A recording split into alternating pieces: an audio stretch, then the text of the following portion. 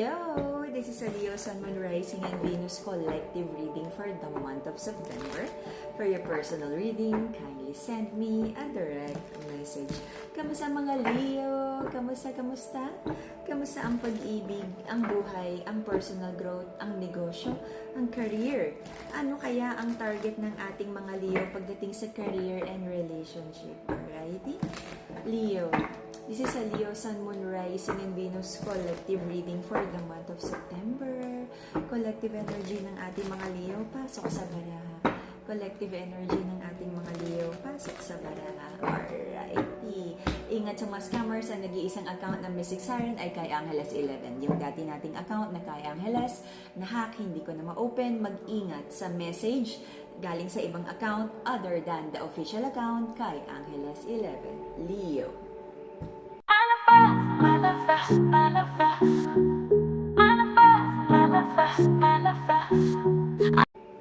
Walang bago. Ten of Pentacles in reverse. I feel ganito rin yung nabasa natin last time na nagkakaroon ng challenges pagdating sa kabuhayan, kaperahan, koleksyon. I feel nagkaroon ka ng rush decision, mga bagay na hindi masyadong napag-isipan, na nagdala ng hindi magandang outcome, okay? Or epekto sa iyong kabuhayan, kaperahan, negosyo. At for now, ayaw mo tong pag-usapan, okay? Parang kung may nangingialam at nagpapayo, tumahimik ka dyan. Okay. Whew. But for now, I feel gustong magpahinga ng ating mga Leo, mag-isip, mag-isa, mag-replan ng buhay. Because for now, gusto mong mag-focus sa Wheel of Fortune, kabuhayan, anything na favorable sa'yo. Okay? Nagmamanifest ka ulit ng mga blessings. This is the Leo energy. You're looking at the silver lining ng mga bagay, masaya, okay? And you're being very optimistic na malalagpasan mo to, okay?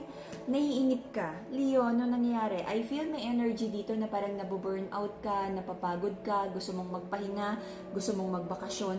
Naiinip ka sa transformation ng buhay mo, pero alam mo naman na parang dumating ka sa parang nag-chill ka because you really feel burnout sa mga naging challenges sa buhay mo. Nagkaroon ng very unstable energy sa family, sa bahay, kabuhayan, kaperahan. I feel there is enough. Okay? Nilalaban mo naman ang iyong mga goals. Pagdating sa pera, very confident ka na, pera lang yan, kayang-kayang bawiin, kayang-kayang kitain ulit. I feel mas challenging for you na magkaroon ng stability, happiness, harmony pagdating sa family, long-term goals pagdating sa relationship. There's an energy of the masculine here. Iniisip niya, kumbaga, nag-i-introspect kung ano yung mga nangyari sa mga past love situations, sa current love. Tama ba to? Parang wala kang panahon right now na mag-focus sa love. Okay? You're trying to heal for now. You're trying to heal finances. Marami kang iniisip. Okay, pagdating sa relationship, marami kang doubts kung kaya pa bang ayusin to. About money, confident ka na kayang-kayang mag-invest ulit, magkaroon ulit ng bagong negosyo, magkaroon ulit ng bagong business partner, mapag-ipunan, okay? So, I feel mas challenging para sa'yo ang relasyon. Okay? Sabi ng feminine sa connection na to, sinubukan ka naman niyang kausapin. Okay? Wala daw pagbabago. For some of you na nagsasama, may kasal, okay? Or parang nag-50-50 kayo, sabi ng feminine, masyado daw parang walang direksyon or masyadong magastos ang masculine sa connection na to. Okay? Kung hindi naman nagsasama, kung boyfriend, girlfriend, sabi ng feminine, masculine sa connection na to, masculine, anong ginagawa mo?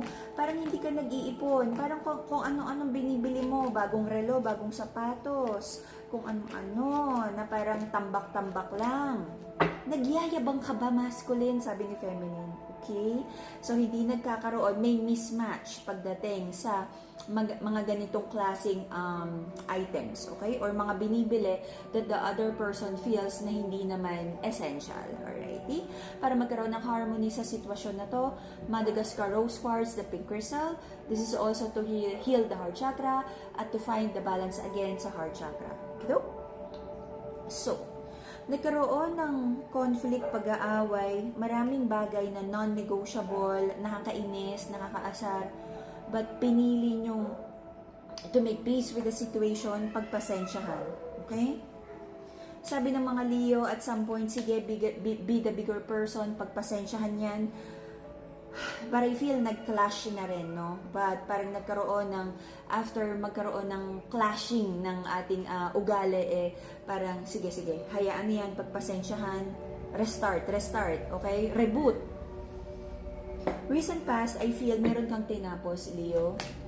Tinapos, sabi mo, napapagod ka na, gusto mo nang tapusin, kung hindi mo naman nakikita ang future mo dito, kung wala namang pagbabago, at kung wala namang magandang outcome. But parang naiisip mo, naging tama ba yung abrupt ending na to sa isang importanteng situation sa buhay mo?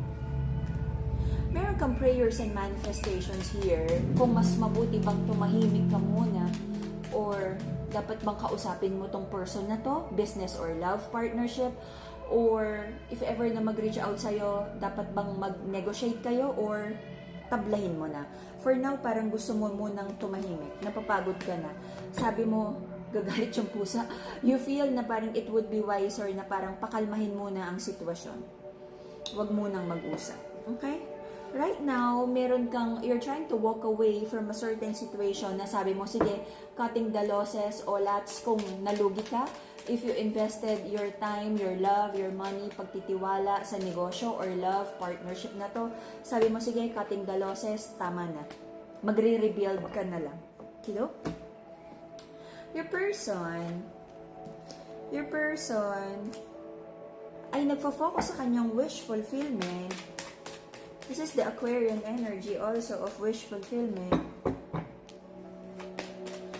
Your person is focusing on stability, mga pangarap niya, personal goals, glow up. Uy, ang ganda. This person is having a major life glow up, and this person is very focused on yung victory na meron siya right now. Meron ka ngayong iniisip kung naging totoo ba yung love offer na to from the beginning. Tama pa ba na kausapin mo siya? Tama pa ba na, mag-reconnect? Because I feel, Leo, you're still emotionally entangled to this person. Okay? Kung may magulo, kung kailangan ng linaw, I feel it's either ayusin or bigyan ng closure. Okay? Para tapos na ang karmic loop.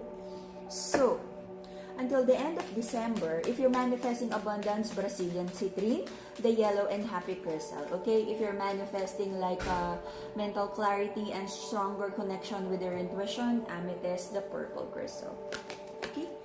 You're manifesting mga bagay na gusto mo, love, business, mga bagay na gusto mong bilhin, pero parang may nakakalso. Parang may possible, let's not claim, may possible delays or blockage for now. Home life, hindi ko maramdaman yung stability, maaaring may conflict pa rin, at hindi mo pa ma-execute yung gusto mong stability about this relationship. Probably unreadiness, disappointment, past wounds, trauma from the past relationship. Okay? To heal your heart chakra, Madagascar Rose Quartz. Okay?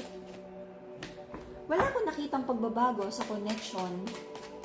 Okay, ibalato mo na sa universe. Wala akong nakikitang positive transformation because I feel the universe is waiting for your free will, your action, your decision para mag 180 degrees ang sitwasyon mo.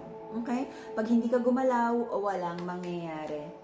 Choice mo, okay? Ang sabi ng universe, choice mo kung ano ang mangyari at the end of the year. At alam naman natin kung ano ang outcome ng end of the year, doon ka rin magsisimula. Yun ang pundasyon ng iyong 2026, alright? So, ingat. The courage to do mga bagay na parang nagpo-procrastinate ka, carnelian. This is also for good luck. Leo, maaari may matanggap ka na hindi magandang balita. Sabi mo walang pagbabago, kung may hinihintay ka na pera, koleksyon, kung ano man to, court case, balita tungkol sa pag-ibig na maganda, I feel may mga konting delays. May mga kailangan pang realization, may mga kailangan ka pang matutunan, may kailangan kang gawin na iba, better decision para maging mas maganda ang outcome ng iyong end of. So yun, yeah, better decision, and you have to decide. Kung nagpo-procrastinate ka, hindi mo magawa, you have to make a move. Ngayon, kung mali yan, i-correct mo na lang. Kesa, may mga sitwasyon sa bahay, yeah, it could be a home life situation. May mga sitwasyon sa buhay mo, sa bahay mo, na parang pag nakita mong, ay, walang nagbabago, it could be mayroon kang, magde-detach ka na sa isang family energy. It could be mag-move out ka.